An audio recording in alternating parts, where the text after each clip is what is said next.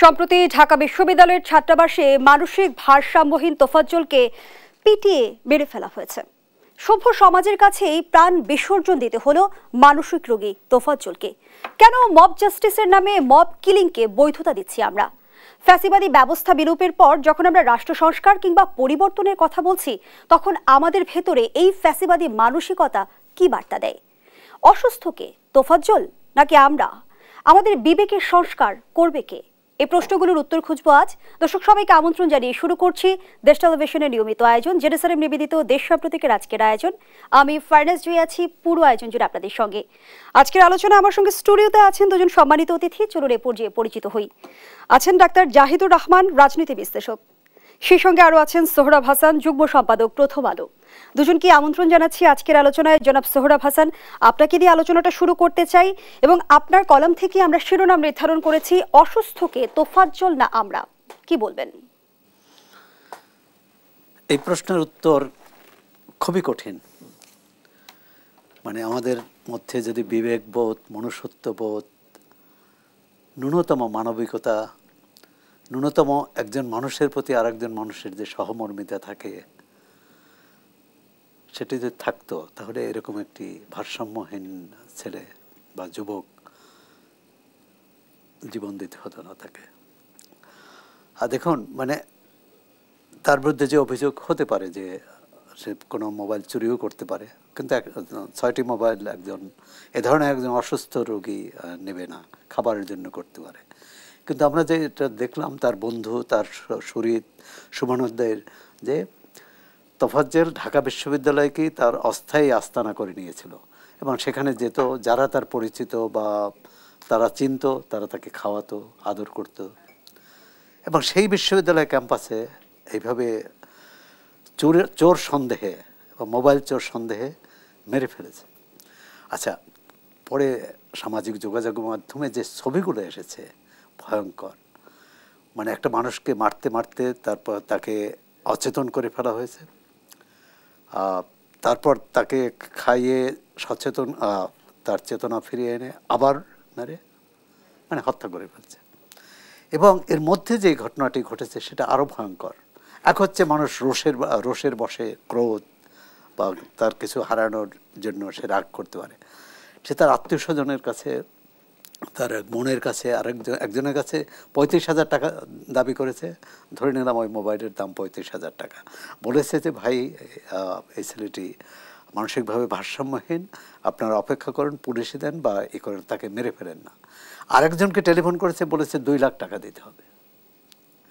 মানে তাহলে দেখুন, মানে এটি তো এক ধরনের, আমরা লিবিয়ায় যেসব কাহিনী শুনি যে বাঙালিদের জিম্মি করে যারা অবৈধ অভিবাসনে গিয়েছে বা কি বলে ভিজিট ভিসায় যে ওখানে কাজ করতে চেয়েছে বা ইউরোপে যেতে চেয়েছে, আটকা পড়ে সেখানে জিম্মি রাখা হয়। মালয়েশিয়াও এরকম জিম্মি রাখা হয় অনেক দেশে। এবং তাদের কান্না, তাদের আর্তনাদ এখানে আত্মীয় স্বজনদের কাছে শোনানো হয় এবং মোবাইল নাম্বার দেওয়া হয় যে এখনই টাকা পাঠাতে হবে। মানে আপনি চিন্তা করতে পারেন, সেরকম ঘটনা ঢাকা বিশ্ববিদ্যালয়ে, দেশের সেরা বিশ্ববিদ্যালয়ে সেরা শিক্ষার্থীরা এই কাজ করেছে। ধরে নিলাম আমার মধ্যে কেউ, যার মোবাইল গেছে বা যাদের গেছে তারা খুব ক্ষুব্ধ। আশেপাশে একজন ছিল না যেটা প্রতিরোধ করতে পারে, এটি থামাতে পারে। এমনকি পুলিশ ডেকে এনে তো তার পুলিশের হাতে দিলেও ছেলেটা বেঁচে যায়। শিক্ষকরা গিয়েছিলেন, আমাদের শিক্ষার্থীরা বলেছে যে আপনার মোবাইল হারালে তখন বুঝতেন। মানে এই আচরণ, মানে এটা আমি কোনোভাবেই মানতে পারি না যে একজন আমাদেরই সন্তান বলে, আমাদের ছোট ভাই বলে, তারা বিশ্ববিদ্যালয়ের পড়াশোনা করে তারা বৃহত্তর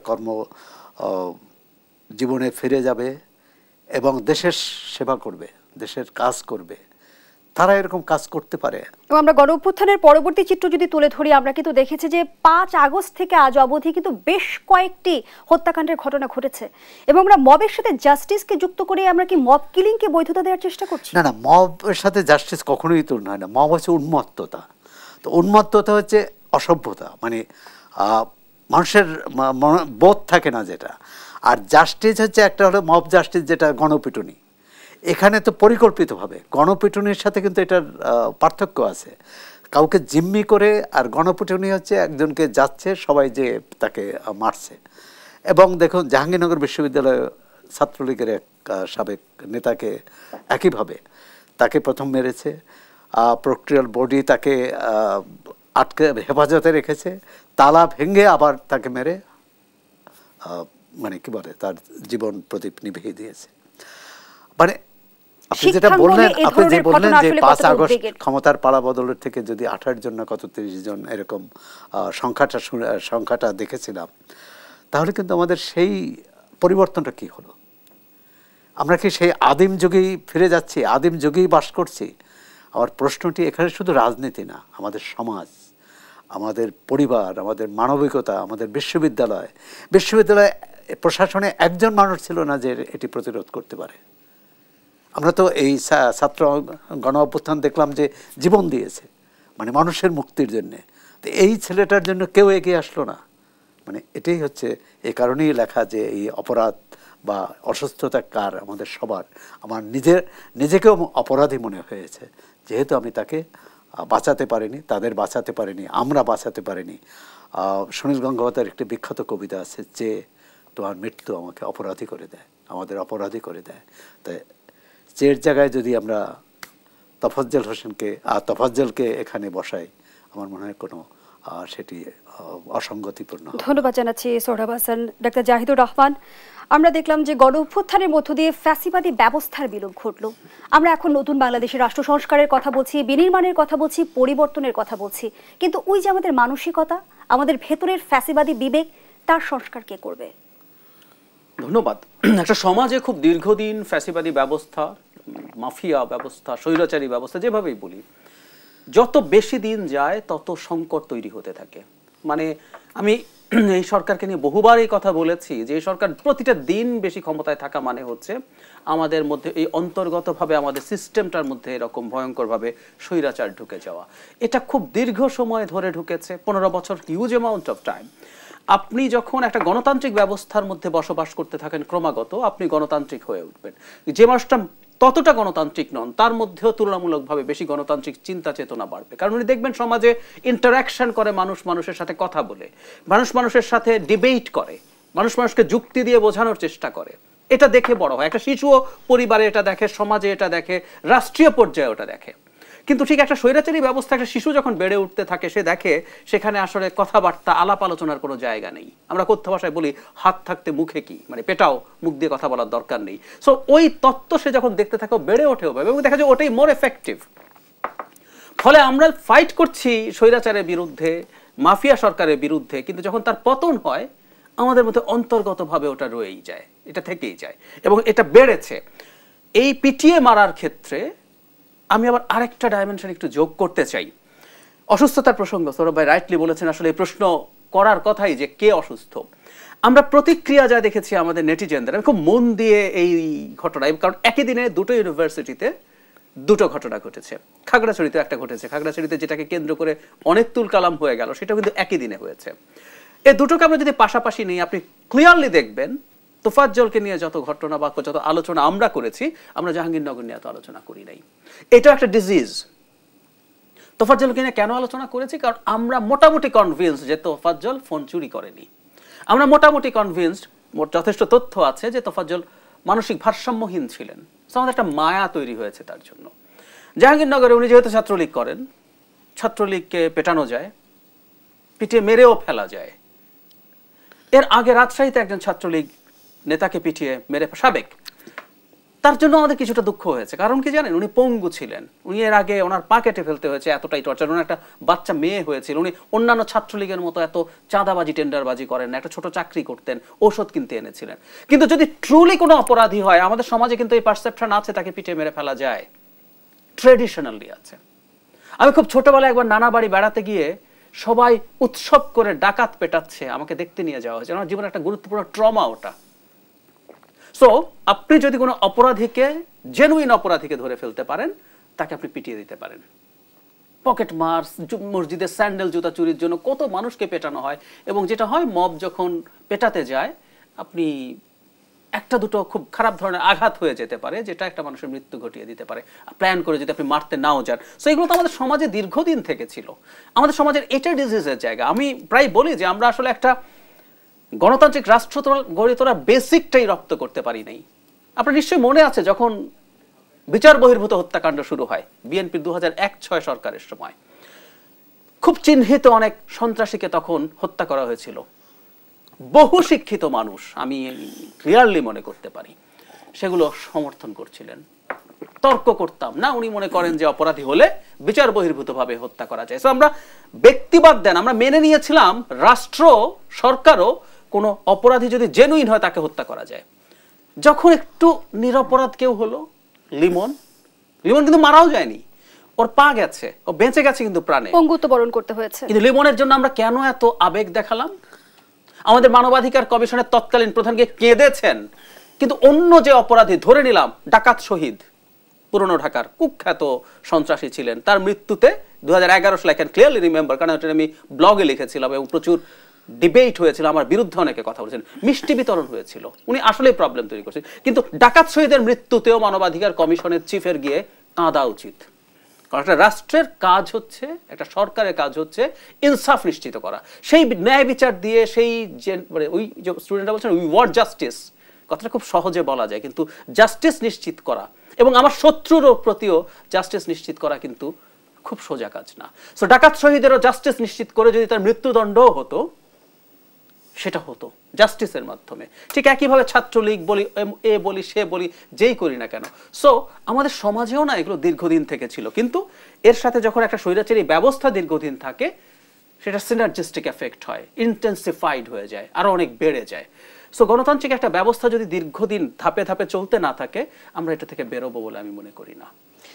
একদিকে আমরা দেখছি মবের মুল্লুক, আবার দেখছি আন্দোলনের হিড়িক, আবার এত কড়াকড়ির মধ্য দিয়ে আমরা দেখছি যে মন্ত্রী এমপিরা দেশ ত্যাগ করছে। প্রশ্ন হচ্ছে কারা তাদের আশ্রয়দাতা, আর পতিত স্বৈরাচারের পক্ষে কারা কাজ করছে। আমি আলোচনায় ফিরবো, একটা বিরতির সময় হয়েছে। দর্শক, জেরুজালেম নিবেদিত দেশ সম্প্রতিকের এই পর্যায়ে একটা বিরতি নিচ্ছি, সাথেই থাকুন।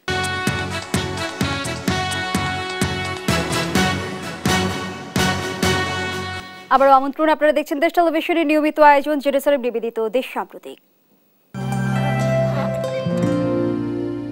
সময় সে তো বয়ে যায়, সময়ের সাথে মিষ্টি এক বন্ধন।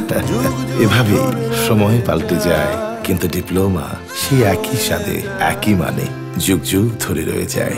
New Zealand dairy, excellence in quality. আমরা আবারও ফিরছি আলোচনায়। ডাক্তার জাহিদুর রহমান, যে প্রশ্নটি আপনার কাছে রেখে বিরতিতে গিয়েছিলাম, যে গণঅভ্যুত্থান পরবর্তী সময়ে যেমনটি গুঞ্জন রয়েছে, বেশ কয়েকজন মন্ত্রী এমপি ইতিমধ্যে দেশ ত্যাগ করেছে, তাদের আশ্রয়দাতা কারা, আর এখনো কারা আসলে স্বৈরাচারের পক্ষে কাজ করছে? ধন্যবাদ। আশ্রয়দাতা কারা, অন্তত আমরা একটা জিনিস দাবি জানাতে পারি, যারা ভারতে আশ্রয় নিয়েছে, এটা তো অবৈধ অনুপ্রবেশ হওয়ার কথা। ওরা বৈধ অনুপ্রবেশকারীদেরকে অমিত শাহ বলেছেন পা ধরে ঝুলিয়ে সোজা করে ফেলবেন, তো তাদেরকে দিয়েই সোজা করাটা যাতে ভারত শুরু করে। এখন খুবই দুঃখজনক ব্যাপার হচ্ছে, এটা সত্য, আমরা পত্রপত্রিকার রিপোর্ট দেখলাম, এমন অনেক মানুষজন পালিয়ে গেছেন যারা অনেক বড় বড় অপরাধের সাথে জড়িত। আমরা এই অভ্যুত্থানের পর বা এর আগেও আমাদের মানে মূল দাবি যেটা ছিল, সেটা হচ্ছে ক্রমাগত এই ধরনের অপরাধ যারা করেছে, এই দেশটাকে যারা একেবারে একটা ইন অল অ্যাসপেক্টস ধ্বংস করে ছেড়েছে, তাদের তো একটা বিচার আমরা চেয়েছিলাম, ন্যায় বিচার, আমরা জাস্টিস করতে চাই তাদের জন্য। তারা ধরা পড়া, তাদের সঠিক তদন্ত, সঠিক মামলা, আমরা অনেক ক্ষেত্রেই দেখছি সঠিক মামলা হচ্ছে না। সেই প্রিভিয়াস এই মামলা দিয়ে হয়তো বোঝানো যাবে যে প্রিভিয়াস সরকারের যে প্রসেস ছিল সেই ভূত এখনো অনেক ক্ষেত্রে আছে। পালানোর ক্ষেত্রে ঘটনাটা টু সাম এক্সটেন্ট একই, সেটা হচ্ছে পুরো প্রশাসন, পুলিশ, বা একটা সময় পুলিশও ঠিক মতো ছিল না, এরা আগের সরকারের নিয়োগকৃত, এবং অনেক ক্ষেত্রেই তারা ওদের হয়ে কাজ করেছেন। এবং তার চেয়ে জরুরি কথা, আওয়ামী লীগের মানুষজনের কাছে অকল্পনীয় পরিমাণ টাকা আছে। মানে আমরা এই রেফারেন্স দিয়েই বলতে পারি, প্রধানমন্ত্রী যখন বলেন তার পিয়ন 400 কোটি টাকার মালিক, তাহলে মন্ত্রী, এমপি বা বড় বড় পদে যারা দলের ছিলেন, তাদের কি পরিমাণ টাকা আছে আমরা ধারণা করতে পারি। এবং এই পরিমাণ টাকা যদি আপনি খরচ করেন, কবির সুমন একটা গানের একটা বাক্য এরকম, টাকা কথা রাখে, টাকা তো কথা রাখে আসলে। আর আমাদের মতো হাইলি কারাপ্টেড একটা সোসাইটিতে আপনি 15 বছর থেকে রন্ধ্রে রন্ধ্রে নানা ফর্মে দুর্নীতি ঢুকিয়ে দিয়েছেন। আর সেখানে কি আসলে আল জাজিরার অনুসন্ধানী প্রতিবেদন all the prime ministers man থেকে দ্য মিনিস্টার্স মিলিয়ন্স একদম সেই চিত্রটি তুলে ধরে? মোটামুটি তেমন কিছু না। ধরুন ভূমি প্রতিমন্ত্রী সাবেক, আমরা রিসেন্ট রিপোর্টের কথা যদি বলি, সাবেক ভূমি প্রতিমন্ত্রীর সবকিছু মিলে ৩,০০০ কোটি টাকার ৫০০-৬০০ বাড়ি দেখানো গেছে। ৩,০০০ কোনো কোটি টাকা কোনো টাকাই নেই, এটা ওনার অতি তুচ্ছ অংশ। আই রিপিট, একজন পিয়ন ৪০০ কোটি টাকা। এছাড়া সাইফুজ্জামান চৌধুরীর বাবা আওয়ামী লীগের নেতা ছিলেন, মন্ত্রী ছিলেন, উনি খেয়েছেন, ছেলে খেয়েছেন, সুতরাং ৩,০০০ এটা খুবই সামান্য, টিপ অফ দ্য আইসবার্গ। আমি এইভাবে বলি, টিপ অফ দ্য আইসবার্গ না, টিপ অফ দ্য আইসবার্গ। ওদের সম্পত্তির পরিমাণ আমরা আসলে কল্পনাও করতে পারবো না। বাংলাদেশে ইভেন আমি আওয়ামী লীগের কথা বলছি, উনি তো ৩,০০০ কোটি টাকা সম্পদ দেখালো, ২,০০০ কোটি টাকা ফরিদপুরের ২ নেতা পাচার করেছে। এটাও আমাদের কথা না, এটা র্যাবের কথা। কিন্তু সেখানেই তো প্রশ্ন আসে, স্বৈরাচারের অলিগার্করা যদি টিকে থাকে, গণঅভ্যুত্থানের সুফল টিকবে কি? এটা একটা প্রশ্নের ব্যাপার, কিন্তু অলিগার্কদেরকে যাতে টিকে তারা না থাকতে পারে, কিন্তু আমরা দেখছি টিকে আছে। আমরা অনেক অলিগার্ককে দেখেছি যারা শেখ হাসিনার সাথে কবরে যেতে প্রস্তুত ছিলেন, স্লোগান দিয়েছেন, তাদের জন্য এমন সব বক্তৃতা করেছেন যে শেখ হাসিনার জন্য জীবন দিয়ে দিতে প্রস্তুত। সেরকম কোনো অলিগার্ক পালিয়েছেন, কিন্তু অনেক অলিগার্ক দেশে আছেন এবং বেশ দাপটের সাথে আছেন। ওই যে বললাম, একটা হাইলি কারাপ্টেড সোসাইটি তৈরি করা হচ্ছে যেখানে টাকা কথা রাখে।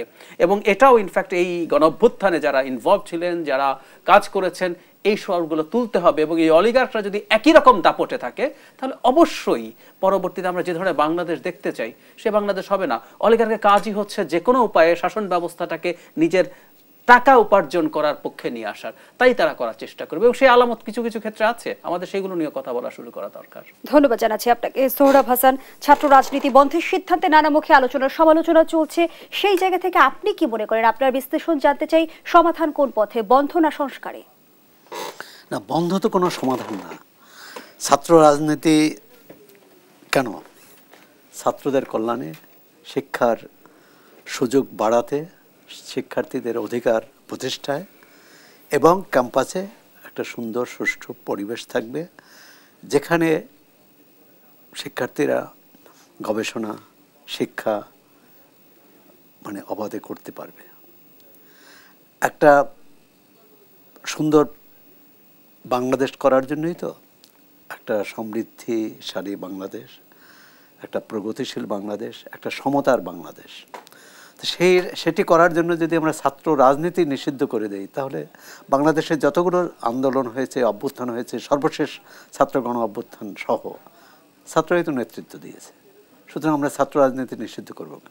যে প্রশ্নটি আসছে, ছাত্র রাজনীতির নামে সন্ত্রাস না করা হয়, দখলবাজি না করা হয়, চাঁদাবাজি না করা হয়, গেস্ট রুম কালচার তৈরি না করা হয়, প্রতিপক্ষকে নাজেহাল না করা হয়, হামলা না করা হয় প্রতিপক্ষের উপর, আবরার মতো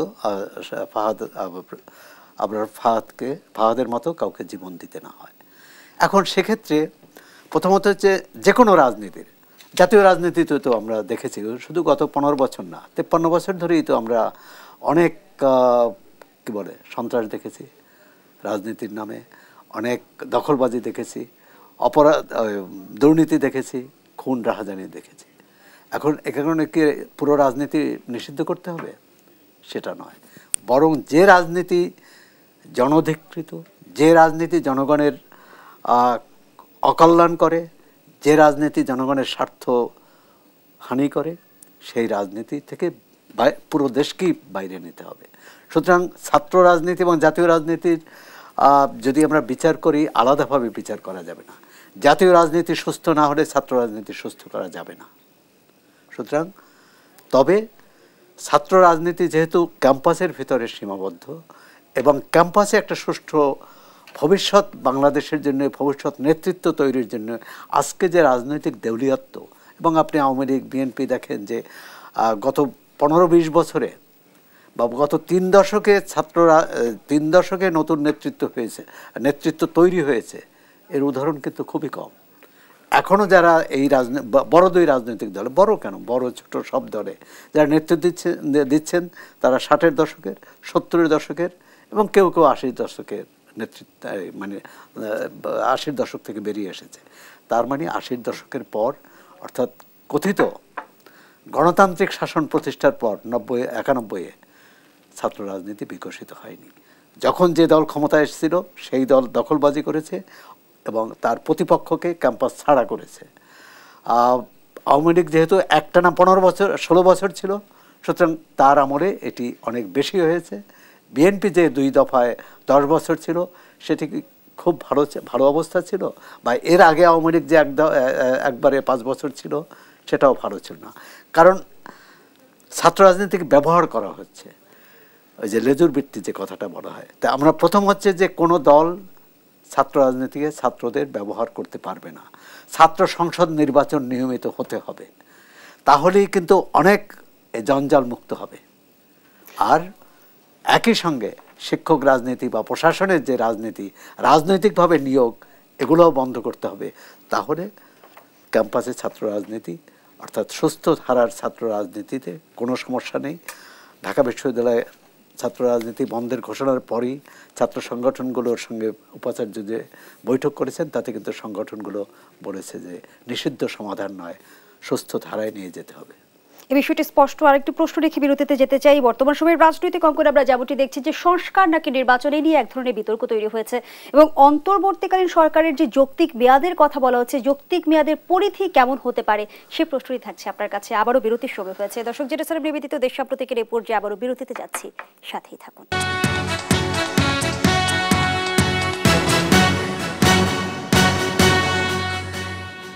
আবারও আমন্ত্রণ, আপনারা দেখছেন জেরুজালেম নিবেদিত দেশ সাম্প্রতিক। আমরা আবারও ফিরছি আলোচনায়। জনাব সোহরাব হাসান, যে প্রসঙ্গে আমরা আলোচনা করছিলাম, রাজনৈতিক অঙ্গনে আমরা দুটি বিষয়ে বিতর্ক দেখছি, সংস্কার না নির্বাচন, এটি ঘিরে যেমন বিতর্ক, তেমন যৌক্তিক সময় অন্তর্বর্তীকালীন সরকারের সেই যৌক্তিক সময়ের পরিধি কেমন হওয়া উচিত। বিতর্ক কিন্তু ভালো, কারণ আমরা গত 15 বছর যদি নাও বলি 10 বছর বিতর্ক ছিল না। সরকার বা নীতি নির্ধারক বা ব্যক্তি গোষ্ঠী যা ভালো মনে করেছেন সেটা চাপিয়ে দিয়েছেন দেশবাসী। বিতর্কটা কিন্তু খুবই জরুরি, যে কতদিন থাকা প্রয়োজন। এটা যদি আগে থেকেই নির্ধারিত করে দেওয়া হয় যে 2 বছর 5 বছর, যেমন আমাদের সংসদে আছে 5 বছর মেয়াদ নির্বাচিত সরকারের, তারা ধরেই নেয় যে এই 5 বছর আর নিরাপদ, এই 5 বছরে কেউ তাদের উপর হাত দিতে পারবে না, মানে কেউ তাদেরকে প্রশ্নও করতে পারবে না, কারণ সংবিধান তাদের। তো এই সরকারের এই বিতর্কটা কিন্তু খুবই আমি ইতিবাচকভাবে নেই, কারণ সরকারের মধ্যে একটা ভয় থাকবে। আমি যদি ভালো কাজ না করতে পারি, মানুষ কিন্তু আজ যে মানুষ তাকে অভিনন্দন জানাচ্ছে সেই মানুষ কিন্তু ক্ষুব্ধ হবে। সুতরাং সরকারকে সুচিন্তিতভাবে প্রতিটি পদক্ষেপ নিতে হবে, সেটি সংস্কারের ক্ষেত্রে, দেশ পরিচালনার ক্ষেত্রে, প্রতিদিনের যে দৈনন্দিন যে রাষ্ট্রীয় কাজ, সব ক্ষেত্রে, স্বরাষ্ট্র, পররাষ্ট্র, আপনার যতগুলো পরিবেশ ইত্যাদি। এখন সরকারের যে সমস্যাটি আমার মনে হয়েছে সেটা হলো অগ্রাধিকার নির্ধারণে বোধহয় সরকারের দ্বিধাদ্বন্দ্ব আছে। যেটি ডক্টর জাহিদুর রহমান বলছিলেন যে এই যে অনেক নেতা পালিয়ে গেলেন, এবং কারা পালিয়েছেন এখনও আমরা জানি না। হ্যাঁ, কীভাবে পালালেন? আর সেনানিবাসে আইএসপি বলেছিল যে 626 জন সেনানিবাসে আশ্রয় নিয়েছিলেন, নিরাপত্তার জন্য আশ্রয় নিতেই পারেন। এখন তাদের বিরুদ্ধে যদি মামলা না হয় অবশ্যই আশ্রয় ছেড়ে দেন, কিন্তু যে পরিবেশে, যে পরিপ্রেক্ষিতে, যে প্রেক্ষাপটে এরা আশ্রয় নিয়েছেন, তারা তো একটা কী কারণে, তারা তো সাধারণ নাগরিকের আশ্রয় নেননি। তারা যে এই সরকার দাবি করে ফ্যাসিবাদী সরকারকে সরিয়ে এই অন্তর্বর্তী সরকার দায়িত্ব নিয়েছেন, তাহলে ফ্যাসিবাদী সরকারের যারা কুশীলব, যারা খুবই গুরুত্বপূর্ণ ব্যক্তি, একজন ছাড়া তো সবাই দেশের ভিতরেই থাকার কথা। এবং যেটি নানা রকম কিন্তু সামাজিক যোগাযোগ মাধ্যমে, রাজনৈতিক মহলে আলোচনা, যে কিভাবে তারা গেল, তারা কি স্বাভাবিকভাবে যে গ্রেফতারের তথ্য, তারপরে আবার দেশ ত্যাগ, আবার কে দেশ ত্যাগ করেনি, আবার আত্মগোপনে আমরা দেখি যে কিছুদিন পর পর একজন গুরুত্বপূর্ণ নেতা বা সাবেক মন্ত্রীকে গ্রেপ্তার করা হয়, সেটা জানায়। এবং ধরেন কাকে, এই অগ্রাধিকারের ক্ষেত্রে আমরা দেখলাম সুনামগঞ্জে সাবেক পরিকল্পনা মন্ত্রী, এবং তার সম্পর্কে আমার জানা মতে কোনো গুরুতর অভিযোগ নেই, এবং সেখানে কিন্তু তার পক্ষে, তার গ্রেপ্তারের প্রতিবাদে এই কয়েকদিন ধরে আন্দোলন হচ্ছে, এবং সেটি যে আওয়ামী লীগেরা করছে তা না, কারণ এখন তো আওয়ামী লীগ নেই, সাধারণ ছাত্ররা সেখানকার শিক্ষা প্রতিষ্ঠানের। সুতরাং এই গ্রেপ্তার কাকে করা না হবে, করা হবে, কাকে করা হবে না, বা কাকে আগে করা হবে, কাকে পরে করা হবে, আর সেটাও মনে হয় সরকারের অগ্রাধিকার, সরকার এটা চিন্তাভাবনা করা উচিত। দ্বিতীয় হচ্ছে যে মামলা, যেভাবে মামলা দেওয়া হচ্ছে সবাইকে, এক হত্যা মামলায় 165 জন, আবার মানে 165 জনকে আবার একই জনের বিরুদ্ধে 150 মামলা দেওয়া হলো। এবং এখন পর্যন্ত সবচেয়ে বেশি মামলা হচ্ছে হত্যা মামলা। এই হত্যা মামলা হচ্ছে আপনি যদি সাক্ষ্য প্রমাণ যদি আপনি না দেখাতে পারেন, এগুলো প্রমাণ করতে পারবেন না।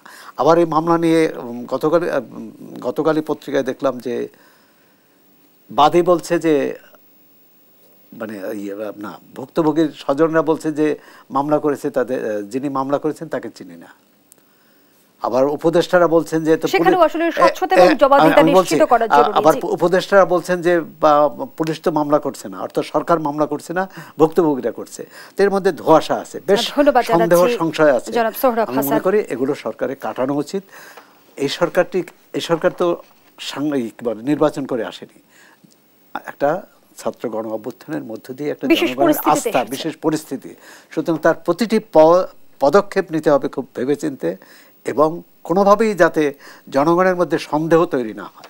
ধন্যবাদ জানাচ্ছি আপনাকে ডাক্তার জাহিদুর রহমান। একটা ভিন্ন প্রসঙ্গে আসি।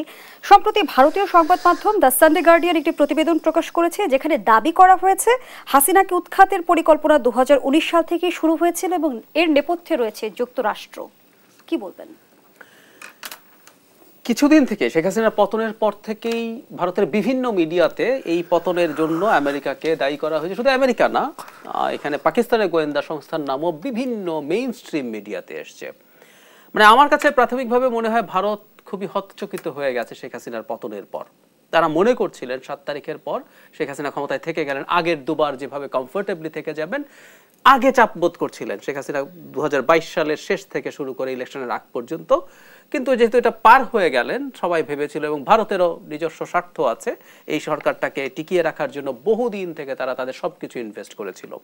যোগ করে রাখতে চাই, ভারতেরও তারপরে কিছু অল্টারনেটিভ মানুষজন বলছিলেন, যারা অল্টারনেটিভ ন্যারেটিভ যে ভারত সব ডিম এক ঝুড়িতে রাখছে, তারা সমালোচনা করেছিলেন, কিন্তু তারা হতচকিত হয়ে গেছেন। এখন যেটা ঘটনা দাঁড়ালো সেটা হচ্ছে আমাদের দেশের জনগণ তাদের মতো করে এক স্পন্টেনিয়াস আপরাইজিং করলো এবং শেখ হাসিনাকে ফেলে দিল। এটা তার ইগোর জন্য প্রবলেম আছে। ইগোর জন্য প্রবলেম থাকার কারণে তারা যেটা করার চেষ্টা করেছে, তারা এই যে এখানে সিআইএ ছিল, এখানে আইএসআই ছিল পাকিস্তানের, এগুলো বলে তারা সেটাকে এক ধরনের এস্টাবলিশ করার চেষ্টা করেছে। কারণ হলো বাংলাদেশে যে এই ধরনের পরিস্থিতি আছে, এই পরিস্থিতি তো আমরা দেশে থেকে দেখছিলাম, কিন্তু ভারতের থিঙ্ক ট্যাঙ্কের নামে যেসব মানুষজন সামনে আসে, যাদেরকে সামনে আনা হয় থিঙ্ক ট্যাঙ্কগুলোর পক্ষ থেকে, আমি নাম বলি, বাংলাদেশে কাজ করে যাওয়া কয়েকজন হাই কমিশনার, ভিনা সিক্রি প্রচুর কথা বলবে, পঙ্কজ শরণ কথা বলবে প্রচুর, তারপরে হচ্ছে একজন বাঙালি ছিলেন, আই ফরগট হিজ নেম, উনি এরকম, রিভা গাঙ্গুলি দাস উনি আছেন, এবং একজন পুরুষ ছিলেন, সম্ভবত 1-11 সময় উনি ছিলেন, ওনার নাম কি আই ফরগট, যাই হোক, এনাদের প্রত্যেকে সমানে সামনে আসতেন এবং ক্রমাগত তারা বাংলাদেশ সম্পর্কে, যে ভারত সম্পর্কে বা শেখ হাসিনার সরকার সম্পর্কে মানুষের মধ্যে কি তীব্র ক্ষোভ বিরাজ করছে, এই জিনিসগুলো তারা ঠিকঠাক মতো সামনে আনতেন না। মেইন স্ট্রিমে কিন্তু তারা অন্য কথা বলতেন, যে হাতে গোনা কিছু জঙ্গি, হাতে গোনা কিছু ইসলামিস্ট, এরাই শুধুমাত্র শেখ হাসিনার বিরোধিতা করছে, ভারতের বিরোধিতা করছে।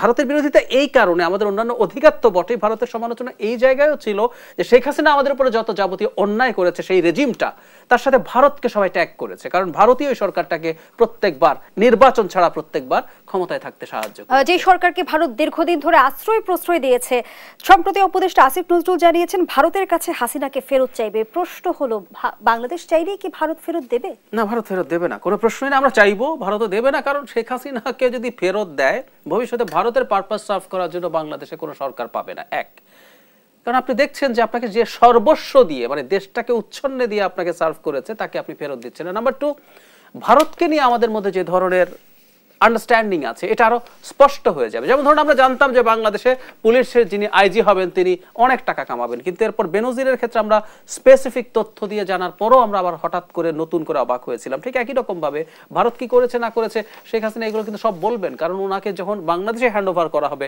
উনি কোনোভাবে এটা স্বাভাবিকভাবে নেবেন না, এবং বিচারিক প্রক্রিয়ায় যখন ঢুকবেন তখন যাবতীয় তার কুকর্ম যখন আসবে তার সাথে কিভাবে ভারত ইনভলভ ছিল সেটা বেরোবেই। সুতরাং ভারত এই ঝুঁকি কোনোভাবেই নেবে না। আরেকটি বিষয় খুব ছোট্ট পরিসরে জানতে চাই আমরা আয়োজনের একেবারেই শেষ পর্যায়ে, সংস্কার ঘিরে আমরা এই সময়ে যে বিতর্ক দেখছি, রাজনৈতিক দলগুলোর সাথে ঐক্যমত্য ছাড়া সংস্কার কি সম্ভব? সংস্কার গায়ের জোরে চাপিয়ে দেওয়ার জিনিস না। একটা সোসাইটিতে যদি মেজর স্টেক হোল্ডার্স অ্যাগ্রি না করে তাহলে হবে না। এবং এই প্রসঙ্গে আমি সরকারকে একটা প্রশংসা করেই রাখতে চাই যে সংস্কার কমিশনগুলো হয়েছে তারা বলছেন 3 মাস পর তাদের রিপোর্টের ভিত্তিতে সব স্টেক হোল্ডারের মধ্যে রাজনৈতিক দলের সাথেও তারা বসবেন, বসেই তারা সিদ্ধান্ত নেবেন কোন জায়গায় কতটুকু সংস্কার তারা করতে যাচ্ছেন। সো তারাও বুঝতে পারছেন রাজনৈতিক দল বা অন্যান্য স্টেক হোল্ডারকে না নিয়ে করা সংস্কার টিকবে না। অসংখ্য ধন্যবাদ জানাচ্ছি আপনাকে, সেই সঙ্গে অসংখ্য ধন্যবাদ সোহরাব হাসান আপনাকে। দর্শক এখানেই শেষ করছি জেরুজালেম নিবেদিত দেশ সাম্প্রতিকের আজকের আয়োজন। ধন্যবাদ এতক্ষণ আমাদের সাথে থাকার জন্য।